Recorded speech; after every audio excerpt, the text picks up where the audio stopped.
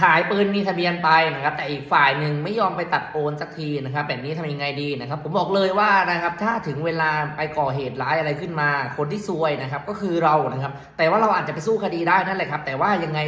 ก็คือในเบื้องต้นเขาก็จะตามมาจับกลุ่มเราก่อนนะครับเขาได้ปลอกกระสุนได้หัวกระสุนไปปรากฏว่านายประยุทธ์จันทร์โอชาเป็นเจ้าของอาวุธปืนกระบอกนี้ตำรวจก็จะออกหมายเรียกหรืออาจจะออกหมายจับเลยเพราะอาจจะสันนิษฐานว่าคนเนี้ยเป็นคนที่ใช้อาวุธปืนยิงจริงทั้งที่ปืนกระบอกนั้นนะครับนายประยุทธ์ขายไปตั้ง 4-5 ปีแล้วแต่ว่าปลายทางไม่ยอมไปโอนนะครับแบบนี้เราอาจจะสวยได้ในเบื้องต้นนะครับเวลาเราขายไปแล้วเขายังไม่ยอมโอนนะครับให้เรานะครับไปดำเนินการลงบันทึกประจำวันไว้ที่ตำรวจสักใบหนึ่งก็ได้นะครับแสดงความบริสุทธิ์ใจไว้ก่อนเผื่อว่าเขาไปก่อเหตุขึ้นมาเราจะได้เอาบันทึกประจำวันตัวนี้ไปต่อสู้คดีได้ง่ายยิ่งขึ้นนะครับแต่ผมไม่แนะนำให้ท่านไปแจ้งความเท็จว่าปืนกระบอกนี้หายนะครับเพื่อให้ดำเนินการอายัดทะเบียนอายัดปืนอย่างนี้ผมไม่แนะนำเพราะว่าไม่งั้นเดี๋ยวถ้าเกิดอีกฝ่ายหนึ่งเขาไปมีปัญหาขึ้นมาแล้วก็มาแจ้งความเรากลับว่าเราแจ้งความเท็จได้